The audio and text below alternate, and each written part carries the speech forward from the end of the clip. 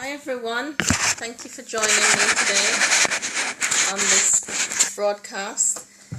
This is Joanna from Who's the Scars. I'm a little bit late today. I intended to come on at half an hour ago, but I had a client who wanted to see me late, and so I've just arrived back home, so I decided to just jump on to do this broadcast. And it's called You're Worth It. But I just say a little bit about Wounds to Scars. At Wounds to Scars, I talk and write about emotional healing. And basically, I want to resource you to be able to manage your day-to-day. Help you to have the resources that you'll need to face whatever difficult challenges life has to offer. I'm pushing this back a little bit to see if it's a bit too close to me. So what I mean by that is, today, for example, the people that the theme that seemed to be prevalent today is, will I be selfish if I set boundaries? Am I worth it? And there seemed to be an acceptance of negative messages that people have heard from different spheres, from different people, and they've taken these on. And so, they've taken it on and have devised negative rules by which they live their lives. And so You're Worth It stemmed out of that, because I just wanted to let you know that you are worth it, that you are valuable. You are valuable, and you don't have to take on board those negative messages that have been sent. You don't have to take on the negative, you don't have to devise negative rules to live your life by. So I wanted to talk about something that came up today, being put down. One of the reasons why, have you ever experienced a situation where somebody's trying to shame you, so they use derogatory terms and languages to make you feel less than? So sometimes when people do that, I've discovered it's because they are not feeling so great about themselves. They themselves have low self-esteem. They have some anxieties about their own worth, and so they project that onto you. But when you're in the thick of it and it's happening, it doesn't feel, you don't think, oh, it's because they have low self-worth. Sometimes the things that they say really stick, and sometimes we will internalize it, and it will have an effect. And I wonder if we internalize it sometimes because it resonates with something that is already in us. Does it resonate with how we view ourselves? Does it resonate with what we really feel about ourselves, and how we really see ourselves? So that's worth thinking about. So just remember that when people put you down, it's because it makes them look good. When people talk poorly about you, when they try to do shame and embarrass, it's because they have their own insecurities, and they're projecting those insecurities onto you. Now, where the line needs to be is not accepting what people say, but how do we come to the place where we don't accept what people say? If it's negative, where you can sift it and take what is right and what is good and what is true and leave the rest. And that only happens when we know ourselves, when we know who we are, and when we're comfortable with that. When you're comfortable with exactly who you are and where you are, whatever anybody says will not matter. Whatever anybody tries to project onto you will not stick.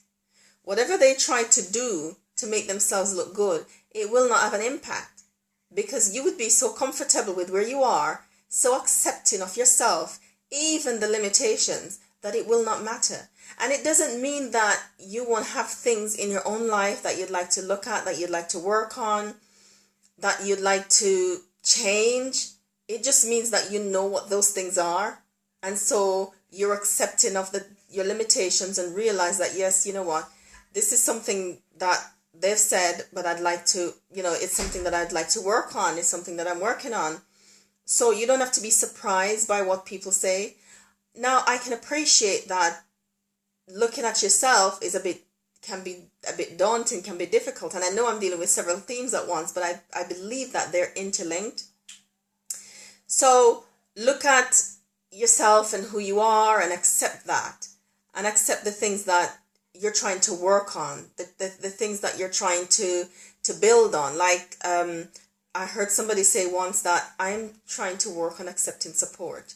And that resonated because I know that's somewhere where I was Miss Independent. I had to do everything for myself. I will not accept help from anyone. And if I accepted anything from anyone, I would be thinking, what can I do to repay them? What can I do to make it so that I don't owe anybody anything? And so I had to come to the place where I worked out that, look, Joanna, no man is an island. Everybody needs someone.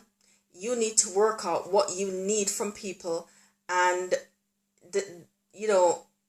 work out the resources that you have yourself and the limitations that you have and how you can work in conjunction with others in order to meet those needs. And so it didn't make me seem as helpless and dependent as it would have been like just thinking, you know what, this is something I can't do for myself and I need somebody to do it for me. But I am comfortable saying that if there's something that I can't do for myself, I'm quite happy asking somebody to do it for me and no longer feel obligated to them. But so we started at when people put you down, it's because they're projecting their own insecurities, their own anxieties, their own low self-esteem onto you. But I've also said that it resonates because it's where we were. It hits on something within us. And so I said that accept who you are and where you are so that when somebody tries to put you down, that it won't have an impact. But in doing that, you need to also embrace your limitations, look at them, know what they are, and kind of devise a strategy to overcome, to move on from them.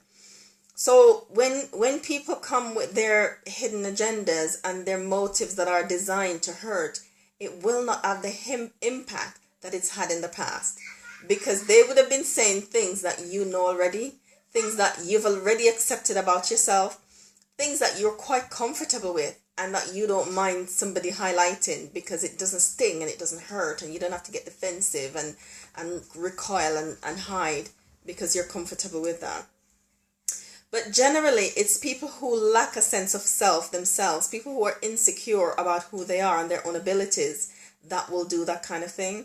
So I suppose what I'd like to end with is just remember that is why people do that. So when the next time somebody tries to make you feel less than, when the next time somebody attack your self-worth, regardless of who they are, remember what they're trying to do. It's because they're insecure themselves.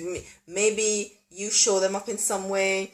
Maybe they're threatened by you. Maybe, your gifts and talents that you have threaten something for them. And so they're hitting back by being negative. Own where you are. Be comfortable with where you are, even the limitations. And try, if you see that there's somewhere that you think there might be a growth area, try to devise a plan to work on that growth area, but not let someone use it against you because you would have known it and you're comfortable with it. I hope that's been useful in resourcing you to deal with the everyday challenges of life. Again, it's Joanna from Wounds to Scars, and I so enjoy doing these sculpts. I hope you enjoy watching them. Thank you for joining, and I'll see you on Friday. Take care. Bye.